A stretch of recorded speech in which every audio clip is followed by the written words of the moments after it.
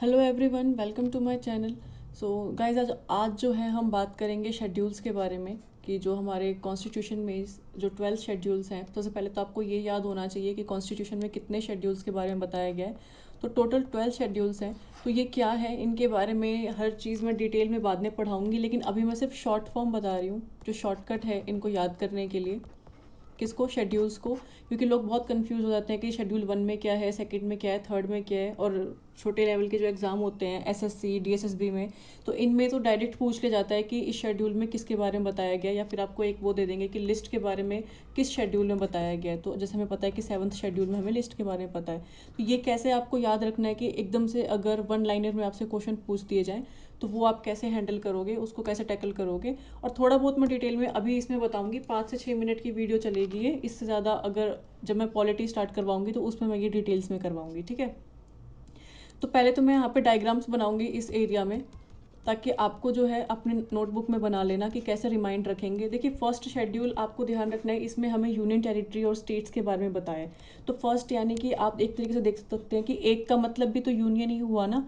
तो union territory आपको इस तरीके से ध्यान रखना है कि यूटी और स्टेट्स के बारे में किसमें बताया गया है, फर्स्ट शेड्यूल में। तो एक से आपको क्या पता चलता है कि फर्स्ट है, फर्स्ट का नंबर 1 है, तो 1 से क्या हो गया, यूनियन। और यूनियन से हमें पता चलता है कि यूटी के बारे में इसमें बताया गया है और स्टेट्स के बारे में। ठीक है, तो आप यहाँ पर 1 लिख लेना कि 1 से होता है यूनियन, तो इस तरीके से आपको याद रहेगा। सेकंड शेड्यूल में क्या है, सेकंड शेड्यूल में जो है सैलरी के ऊपर बात की गई है। ये अभी मैं शॉर्ट में बता रही हूँ कि सैलरीज आपसे एग्जाम में पूछा जाएगा कि जो सैलरीज हैं तो किस किस की सैलरीज है वो मैं मतलब यहाँ मैं भी बताऊंगी। पहले आप ये डायग्राम्स देख लीजिए। तो हम टू को किस तरीके से लिखते हैं, इस तरीके से। तो अगर हम इसको ऐसे लिख दें तो हम रुपीज़ को ऐसे बनाते हैं, ठीक है। तो रुपीज़ से इस आपको क्या याद होता है कि हम इसको सैलरी से कंडक्ट कर सकते हैं कि रुपीज़ में हमें सैलरी मिलती है। तो इस तरीके से आपको सेकेंड शेड्यूल का याद रह जाएगा। थर्ड शेड्यूल की हम बात करें तो हम अगर 3 बनाते हैं, अगर हम ऐसे भी 3 बनाएं, तो इसमें पहले बता देती हूँ कि है क्या। इसमें ओथ और अफर्मेशन है, जो भी अपॉइंटमेंट्स होते हैं इलेक्शन के थ्रू या किसी के भी थ्रू। तो जैसे काउंसिल्स ऑफ स्टेट्स हो गए, गवर्नर हो गए, प्रेसिडेंट हो गए, ये अपने अपॉइंटमेंट के बाद ओथ लेते हैं ना। ओथ की इनकी अलग सेरेमनी होती है। तो हम कैसे बताएंगे कि थर्ड शेड्यूल में इनकी ओथ्स और अफर्मेशन है, मैं बताऊंगी किस किस की है। तो थर्ड में हम इसे इस तरीके से याद रखना है कि हम 3 बना देंगे। तो इस तरीके से अगर हम ये कर दे तो हमें समझ में आता है। अगर हम इसको इस तरीके से कर दे तो एक तरीके से त्रिशूल की तरह बनता है।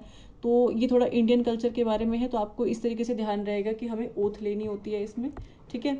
ये मेरा तरीका था, ऐसे मुझे याद भी रहा है, तो आपको भी याद रहेगा। फोर्थ शेड्यूल की बात करें तो हम 4 ऐसे लिखते हैं।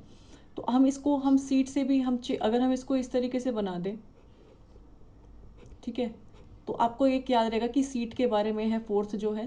तो 4 में आप ये भी देख सकते हो कि FOUR है और सीट SEAT। तो हमें सीट्स के बारे में इसमें पता चलता है कि जो सीट्स हैं सबको अलॉट होती हैं, चाहे स्टेट्स पे यूटीज़ में, सबकी अलग अलग अपनी अपनी सीट्स हैं। प्राइम मिनिस्टर की अलग है, प्रेसिडेंट की अलग है। तो हमें इस तरीके से याद रहता है कि चेयर आप बना सकते हो, चेयर हो जाए 4 से, ठीक है। क्योंकि एक तरीके से अगर हम जब 4 बनाते हैं तो हमें एक ऐसा लग रहा होता है ना कि चेयर भी ऐसे हम बना सकते हैं बैठने के लिए। तो आपको इस तरीके से याद रहेगा कि सीट के बारे में इस पर बता रहा है। फिफ्थ शेड्यूल की बात करें तो सबसे इजी है। इसमें क्या है, आपको फिफ्थ और सिक्स्थ दोनों आराम से ये याद हो जाएंगे, क्योंकि इसमें शेड्यूल्ड एरिया और शेड्यूल मतलब जो SC ST के बारे में बात की गई है, ट्राइबल एरियाज़ और शेड्यूल एरियाज़ के बारे में। तो ये मैं भी बताऊंगी। तो आपको इन दोनों को कनेक्ट करके ही पढ़ना है कि इसमें SC और ST के बारे में बात हुई है, यानी कि शेड्यूल एरियाज़ और ट्राइबल एरियाज़ के बारे में, ठीक है। तो अब बताऊंगी इसमें क्या है फिफ्थ शेड्यूल में। फिफ्थ में ये है कि इसमें सारे स्टेट्स और यूटीज़ के मिला के जितने भी शेड्यूल एरियाज़ और ट्राइबल एरियाज़ हैं उनके बारे में बात किया है, एक्सेप्ट 4 स्टेट्स। तो वो 4 स्टेट्स 6 शेड्यूल में आती हैं, वो मैं बताऊंगी कौन कौन सी हैं। फिलहाल आपको फिफ्थ और सिक्स्थ याद रखना है किससे कनेक्शन है, ठीक है। सेवन्थ शेड्यूल की बात करें तो इसमें लिस्ट के बारे में बात हुई है। अगर हम नॉर्मल 7 को ऐसे लिखें और इसको अगर उल्टा कर दें तो ये L बन जाता है, और L से हमें याद रहेगा कि ये लिस्ट है। तो इसमें लिस्ट के बारे में बताया गया है कौन कौन सी लिस्ट होती है, यूनियन लिस्ट, कॉन्करेंट लिस्ट और स्टेट लिस्ट। इसमें किसमें कितनी कितनी लिस्ट है ये आपको सर्च करना है ताकि आपको याद रहेगा। एट्थ शेड्यूल की बात करूँ तो इसमें लैंग्वेज की बात की गई है एट्थ शेड्यूल में। लिस्ट के बाद आप एक इस तरीके से याद रख सकते हो कि L से लिस्ट हो गया, नेक्स्ट भी L से ये है जो कि है लैंग्वेज। तो आपको ऐसे याद रहेगा कि एट्थ शेड्यूल जो है वो लैंग्वेज से रिलेशन है उसका। अब आता है जो ये लास्ट के 2 है ना, 9th और 10th, ये इन दोनों को याद करने में दिक्कत आती है। तो जो 9th शेड्यूल है हमारा, उसमें हमें बताया गया है वैलिडेशन है कुछ सर्टेन एक्ट्स और रेगुलेशन की, एक्ट्स और रेगुलेशन। तो इनकी वैलिडेशन है, तो क्या समझेंगे हम इससे कि कुछ लैंड रिफॉर्म्स हुए थे, ठीक है। तो उसके बारे में जो है हमें 9th शेड्यूल में पता चलता है हर चीज़, मतलब कि प्रॉपर्टी राइट्स के बारे में, जो लैंड रिफॉर्म्स हुए थे, किसका कितने ज़मीन पे कितना वो बनेगा, तो इसके बारे में जो एक्ट्स और रेगुलेशंस लगाए गए थे आज़ादी के बाद, तो वो 9th शेड्यूल में हुए थे, ये आपको ध्यान रखना है। 10th शेड्यूल जो है बीच में काफ़ी ज़्यादा न्यूज़ में था, हो गए होंगे 1-1.5 साल, जब एमपी के इलेक्शन में जो जब सीएम के इलेक्शन हुए थे उस टाइम पे थोड़ा इसका मिसयूज़ हुआ था, जिसको हम बोलते हैं एंटी डिफेक्शन लॉ। तो आप मुझे बताएंगे एंटी डिफेक्शन लॉ का आर्टिकल कौन सा है, तो बताऊंगी मैं भी आगे आप लोगों को। तो 10th शेड्यूल का हमें इस तरीके से ध्यान रखना है कि इसमें बात करी गई है डिस्क्वालिफिकेशन की। किसकी? Disqualification on the grounds of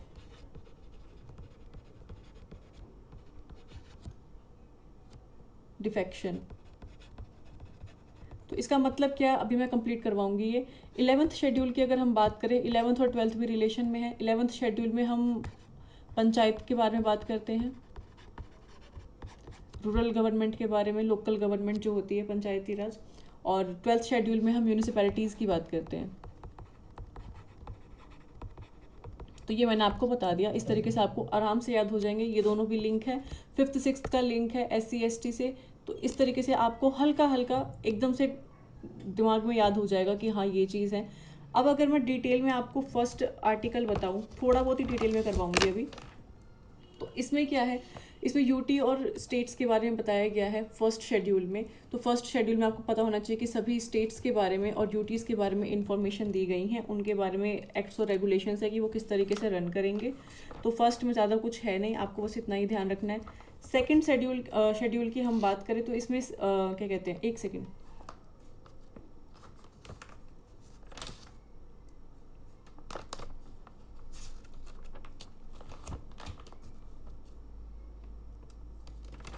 तो सेकंड शेड्यूल में क्या है, सैलरी के बारे में। तो किस किस की सैलरी के बारे में इसमें बताया गया है, तो इसमें किस किस की सैलरी है, प्रेसिडेंट की है, governor of state,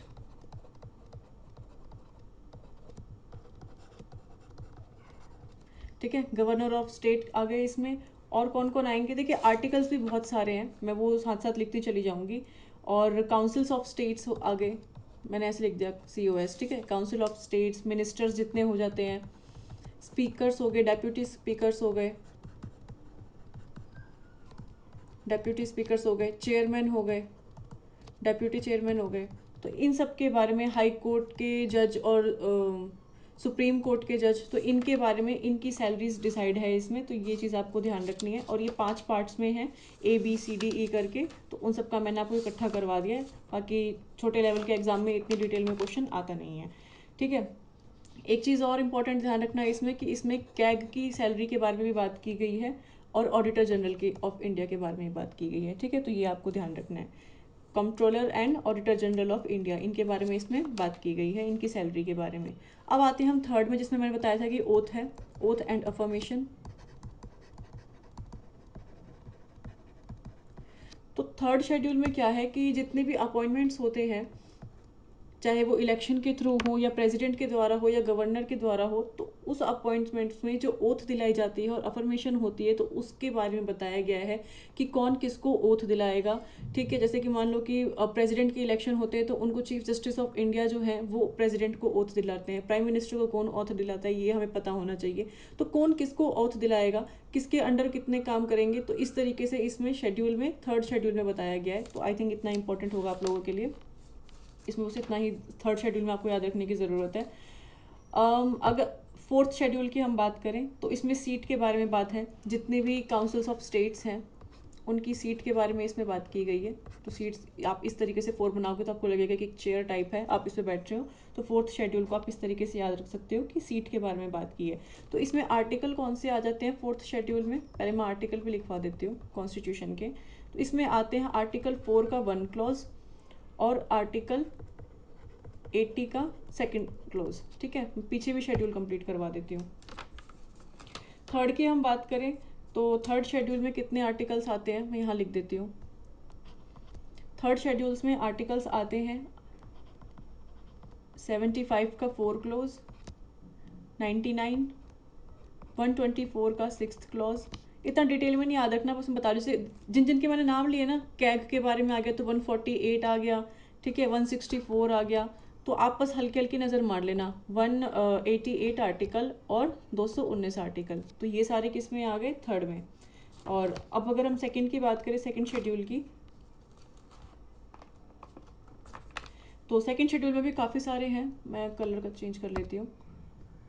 second schedule में कितने आर्टिकल है, इसमें 59 का क्लॉज 3 है, और इसमें 65 का क्लॉज 3 है, 75 का क्लॉज 6 है, 97 है, 125 है। जिन जिन के बारे में बताया ना मैंने, सेकंड में इनकी सैलरी है, तो उनसे रिलेटेड ही ये आर्टिकल्स हैं, आप एक बार नज़र डाल लेना। और भी काफ़ी सारे हैं। फर्स्ट का मैं आपको बता चुकी हूँ, स्टेट ड्यूटी, तो उसके आर्टिकल्स आपको इतना इंपॉर्टेंट है नहीं करने। थर्ड शेड्यूल हो गया हमारा। फोर्थ मैंने आपको बता दिया कि सीट्स के बारे में है, और किस किस की कौन कौन से आर्टिकल है, ये हमने कर लिया है। तो अगर हम इसमें देखें तो फोर्थ शेड्यूल में सीट के बारे में बात की, किसकी सीट्स के बारे में बात की गई है। जितने भी हमारे पास स्टेट्स हैं, जैसे आंध्र प्रदेश है, बिहार है, आसाम है, झारखंड है, इन सब जो जितने भी स्टेट्स में जितनी भी सीट्स होती हैं, जिसमें एमएलए, एमपी, ये सब चीज़ें होती हैं, काउंसिल्स ऑफ मिनिस्टर की सीट्स होती हैं, तो उनके बारे में फोर्थ शेड्यूल में हमें बताया गया है। इससे ज़्यादा आपको कुछ ध्यान नहीं रखना, आपसे डायरेक्ट क्वेश्चन यही आएगा एग्जाम में कि फोर्थ क्या क्या कहते हैं, सीट्स के बारे में किस शेड्यूल में बताया गया है, तो आपको ये ध्यान रखना कि वो फोर्थ शेड्यूल है। फिफ्थ शेड्यूल में मैंने बताया था कि फिफ्थ और सिक्स्थ आपस में लिंक करते हैं। इसमें क्या है कि आपको याद रखना है कि ये दोनों SC ST या शेड्यूल एरिया या शेड्यूल ट्राइबल एरिया से हैं, या शेड्यूल कास्ट और शेड्यूल ट्राइब से हैं। अब मैं बताती हूँ डिफरेंस क्या है दोनों में। फिफ्थ शेड्यूल में ये है कि फिफ्थ शेड्यूल आर्टिकल है 244 का क्लॉज 1, ये हो गया। इसमें क्या है, इसमें प्रोविजंस दे रखे हैं कंट्रोल करने के लिए और एडमिनिस्ट्रेशन चलाने के लिए।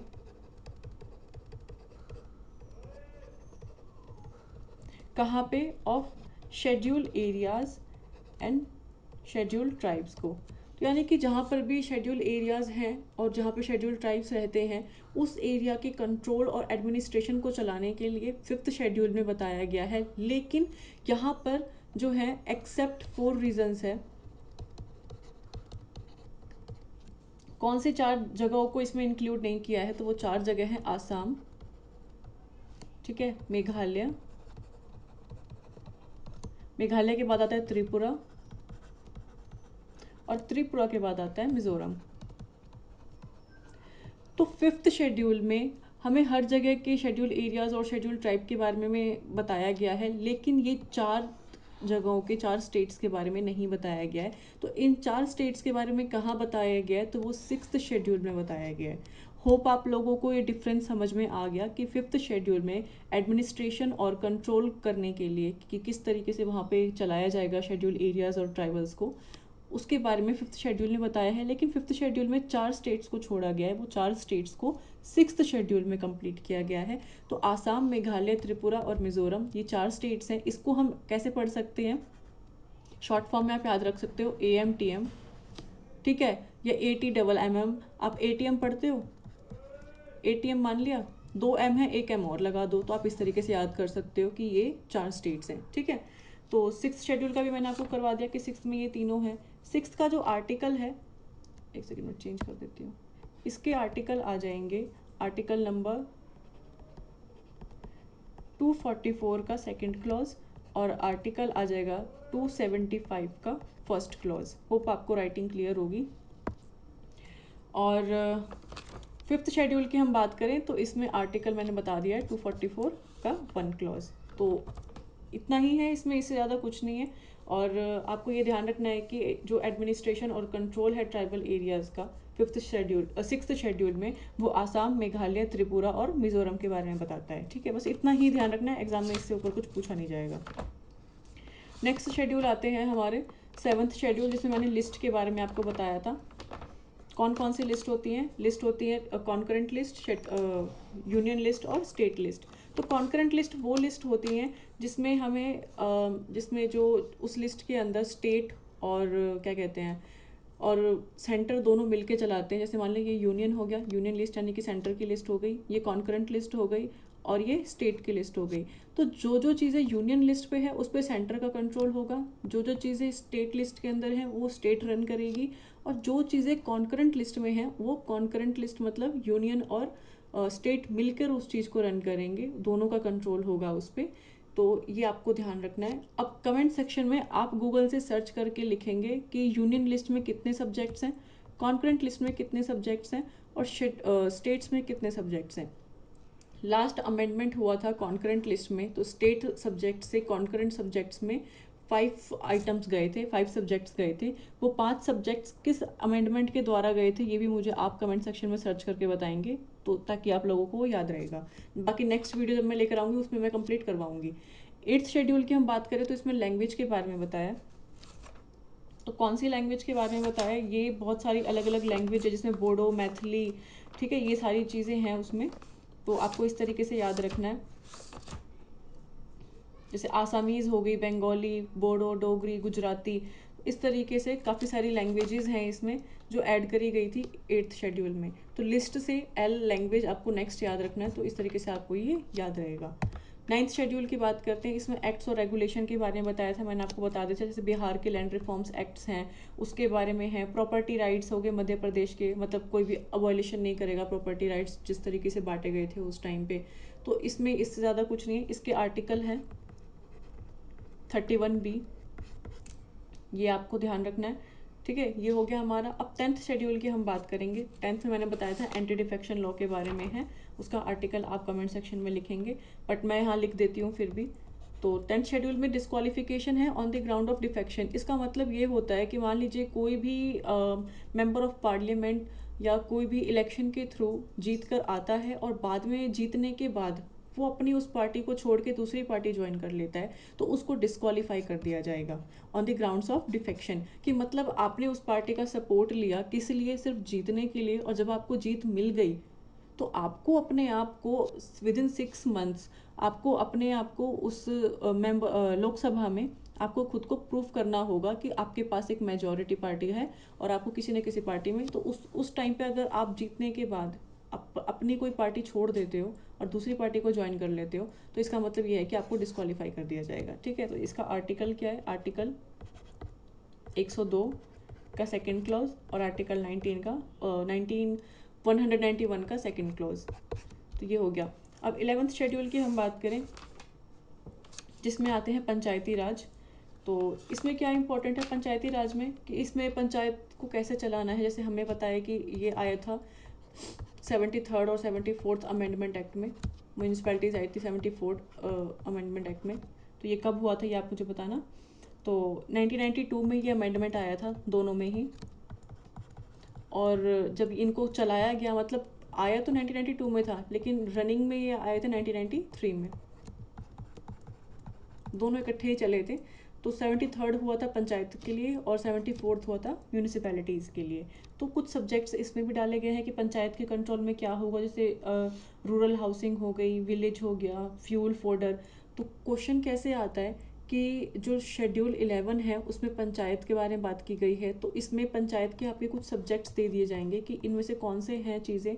जैसे मान लीजिए आपको दे दिया जाएगा म्यूनिसिपैलिटीज़ आ जाएगा यहाँ पे, ड्रिंकिंग वाटर आ जाएगा, फ्यूल आ जाएगा, इस तरीके के क्वेश्चन आए हैं। फिर पूछा जाएगा इन तीनों में से पंचायत के अंडर कौन से हैं, तो ड्रिंकिंग वाटर है और फ्यूल है। म्यूनिसिपैलिटीज़ तो खुद ही एक अलग है, तो हाउसिंग ऑफ अर्बन, तो ये सब चीज़ें जो है म्यूनिसिपैलिटीज़ में आएगा। पंचायत की भी अलग लिस्ट है जिसमें इरिगेशन, फिशरीज़, फॉरेस्ट्री, इन सब चीज़ों के बारे में बात की गई है।